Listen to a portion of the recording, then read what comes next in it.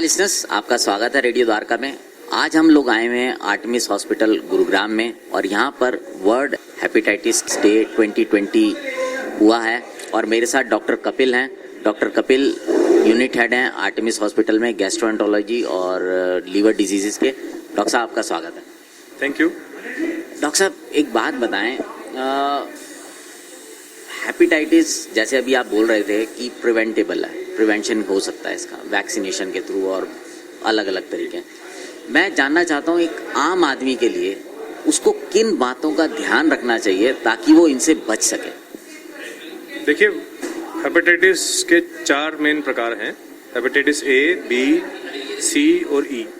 Hepatitis A और ई waterborne या फूडबॉर्न viruses हैं, जैसे कि गलत खान पान से, गंदा पानी पीने से, कुछ खाना खा लिया बाहर से, उससे इन्फेक्शन हो जाता है।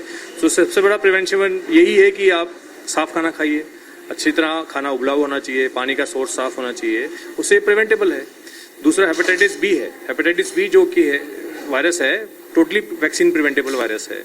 जैसे कि अगर हम गर्भवती महिलाओं को ये वैक्सीन दे दें गर्भवती होने से पहले या बच्चों में जब पैदा होते ही मिल जाए, तो ये वैक्सीन मिलने के कारण उनमें एंटीबॉडीज बन जाती है और कल को लाइफ में कभी भी उनको हेपेटाइटिस बी इन्फेक्शन शरीर में आता है और उनके शरीर में वैक्सीन के कारण एंटीबॉडीज हैं तो वैक्सीन के कारण वायरस और इन्फेक्शन कभी नहीं होगा। सो वैक्सीन प्रिवेंटेबल हो गया। सिमिलरली जो सी है, सी प्रिवेंटेबल नहीं है। उसका प्रिवेंशन सिर्फ है कि हम उसके लिए कोई वैक्सीन नहीं है, प्रिवेंशन सिर्फ है कि हम उन सोर्स से बचें, जैसे कि संक्रमित खून से, इंजेक्शन से, टैटू से जो बहुत कॉमन है, tooth extraction, unsafe tooth extraction से, बार्बर शॉप में जो कि अगर ये यूज़ करते हैं अनसेफ ब्लेड से, सो उन जगह से ये इन्फेक्शन मिलने का बहुत ज़्यादा चांस है, क्योंकि ब्लड लगा रहेगा, ताज़ा होगा, उसके कारण क्या होगा कि इन्फेक्शन हो जाता है और उनको बचा लें तो प्रिवेंटेबल हो गया। और अगर अब जो लास्ट 4 ईयर से अच्छी खासी ट्रीटमेंट आ गई है और पूरी तरह क्योरेबल है हेपेटाइटिस, वायरल हेपेटाइटिस सी। अच्छा, जैसे मतलब ये हमें बेसिकली जैसे आपने बोला है हेपेटाइटिस सी में काफ़ी सारी चीज़ें ऐसी हैं, जैसे ब्लड लिया कहीं से किसी ब्लड बैंक में या कहीं आपको इंजेक्शन हुआ, सो उस समय क्या छोटी छोटी जो चीज़ें होती हैं ध्यान रखने के लिए वो क्या की जा सकती है? एक कॉमन मैन, मतलब जैसे अगर मैं जाऊं और मुझे पता चल रहा है कि मुझे ब्लड चढ़ाया जा रहा है, मेरे किसी जानकार को ब्लड चढ़ाया जा रहा है, तो मुझे क्या सवाल पूछ लेने चाहिए? देखिए, सबसे बड़ा तो वही है कि जैसे कि ब्लड बैंक की कैसा ब्लड बैंक है, कि NABL जैसे नेशनल एक्रेडिटेशन ऑफ बोर्ड और ब्लड बैंक लिमिटेड उसकी तरफ एक्रेडिटेड है।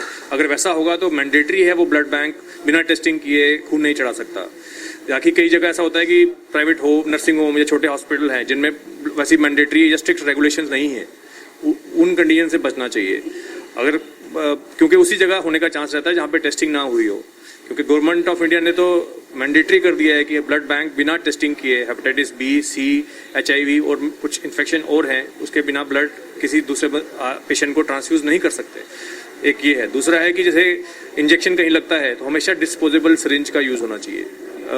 कॉमन यूज सिरिंजेस जैसे पहले यूज होती थी वो नहीं होना चाहिए। तो उसी जगह होता है जैसे कि ऐसी फैसिलिटी अवेलेबल, क्योंकि आजकल 10 से 20 रुपए की तो सिरिंज आ जाती है, तो उसको बचाने के लिए आप बिल्कुल सस्ता इलाज करवाएं और ये नीडल का सोर्स ना देखें, उस कंडीशन में हो सकता है। और तीसरा, जैसे मैंने बताया कि ये शेविंग वगैरह, टूथ एक्सट्रैक्शन, जैसे किसी रोड की साइड पे दांत निकालने वाला है, उससे आपने कान साफ करवा लिया तो वहाँ ब्लीडिंग हो गई, तो उसने सोर्स साफ नहीं किया है, या दांत हमने नहीं करवाया, टैटू बनवा लिया जो बहुत कॉमन है अर्बन एरियाज में। टैटूइंग में अगर वो नीडल कॉमन यूज्ड हुई है और पिछले पेशेंट को हेपेटाइटिस सी या HIV या हेपेटाइटिस बी था और आपने उसी नीडल से करवा लिया और जो टैटू आर्टिस्ट ने उसको डिस्कार्ड नहीं किया, तो बहुत ज़्यादा चांस है कि आपको हेपेटाइटिस बी या सी मिलने का चांस है।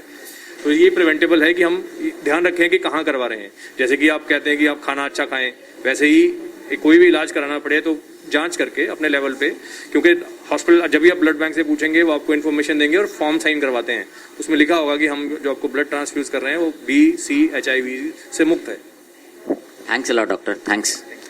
सो व्यूअर्स, अब हमारे साथ डॉक्टर राजेश प्रधान हैं। डॉक्टर प्रधान भी आर्टेमिस हॉस्पिटल में। डॉक्टर साहब, एक चीज़ बताएं कि किसी को अगर डायग्नोज हो जाता है हेपेटाइटिस के एनी टाइप, तो क्या ट्रीटमेंट अवेलेबल? एनी टाइम ये बड़ा इम्पोर्टेंट क्वेश्चन है आपके लिए। अगर एनी टाइम मतलब सपोज अगर हेपेटाइटिस किसी को हो गया है और सपोज ओनली जॉन्डिस है, लिवर में कुछ खराबी नहीं हुआ, खराबी मतलब पेट में पानी नहीं भरा है, लिवर में शुगरपन नहीं आया है, तो उसका इलाज कोई भी डिजीज में, चाहे अल्कोहल वजह से हो कि हेपेटाइटिस बी वजह से हो, सबका इलाज है। सपोज पेशेंट को सिरोसिस हो चुका मतलब उसको पेट में पानी भर चुका है, खून का उल्टी हो चुका है, तो उस टाइम में जो भी हम इलाज करते हैं उसका इलाज का एफिकेसी इतना नहीं होगा जितना पहले स्टेज में है। इसीलिए कोई भी हेपेटाइटिस बी को हम अर्ली स्टेज में पकड़ सकते हैं, सो दैट ये फ्यूचर में सिरोसिस को प्रिवेंट कर सकते हैं। सर क्या ओरल मेडिकेशन के थ्रू भी इनका ट्रीटमेंट है? जैसे दोनों वायरस है, हेपेटाइटिस ए और बी और सी का, दोनों का हेपेटाइटिस सी का जो इलाज पहले 2014 से पहले इंजेक्शन चलता था, और इंजेक्शन चलने के बाद भी उसका एफिकेसी 70% होता था। और 2014 के बाद there are so many research हुआ उसमें, तो इतना रिसर्च होने के बाद भी इतना रिसर्च हुआ कि अभी 99% पेशेंट को ओरल गोली से 3 महीने के अंदर हेपेटाइटिस बी की नेगेटिव मतलब RNA 0 हो जाता है। नेगेटिव तो नहीं होता, वायरस बॉडी से नहीं जाता है, बट उसका जो एफिकेसी खत्म हो जाता है। और हेपेटाइटिस बी का गोली पहले से भी है, अभी भी है, उसका भी इलाज अभी तक मैक्सिमम क्षेत्रों में गोली से ही ठीक हो जाता है। Thanks a lot doctor, thank you. Viewers, अभी हमारे साथ फरीद खान जी हैं। फरीद जी आर्टेमिस की मैनेजमेंट से हैं और हमारी मुलाकात होती रहती है कई अवेयरनेस कैंप्स के दौरान, चीज़ों के दौरान।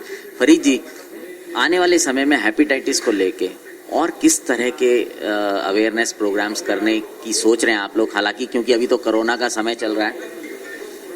आर्टेमिस का एक ही विज़न है जिसमें हम लोगों, जैसे भी कोरोना का टाइम है, तो कोरोना के टाइम को ख़त्म होने के बाद हम लोग बहुत सारी NGOs और बहुत सारी फार्मा कंपनीज़ और बहुत सारे ट्रस्ट को मिला के एक कैंपेन शुरू करेंगे हम, जिसमें इनिशियली स्टार्टिंग हम लोग हरियाणा से करेंगे और हरियाणा के डिफरेंट विलेजेस में, शहरों में जा के hepatitis screening health checkup camp लगाएंगे और free of cost hepatitis injection, hepatitis screening test, ये सब हम लोग करने वाले हैं। और इसी सीरीज़ में हमारे जैसे डॉक्टर कपिल देव जामवाल ने भी आपको थोड़ी देर पहले बताया होगा कि हम लोगों ने इमोहा एल्डर केयर और ये कैनविन फाउंडेशन इस तरह की संस्थाओं से टाई अप किया है जो कि इस कैंपेन में हम लोगों को सपोर्ट करेंगे। बहुत बहुत धन्यवाद फरीद जी। उम्मीद करते हैं आप लोगों के जो अवेयरनेस प्रोग्राम्स हैं इससे आम जनता को फ़ायदा होगा और लोग अवेयर होंगे, जागरूक होंगे और अपने स्वास्थ्य का ध्यान रख पाएंगे। धन्यवाद। Thank you sir. So viewers, ये आपने सुना, डॉक्टर ने बताया कि क्या सावधानियां रखनी चाहिए हेपेटाइटिस के लिए, जो प्रिकॉशंस आप ले सकते हैं वैक्सीनेशन के अलावा ले सकते हैं, और एक आम आदमी क्या सावधानी रख सकता है। बहुत छोटी छोटी चीज़ें डॉक्टर साहब ने बताई। उम्मीद करते हैं ये आपको फ़ायदेमंद होगी। अब आपसे विदा लेते हैं। सुनते रहें रेडियो द्वारका, एक कदम कल की ओर।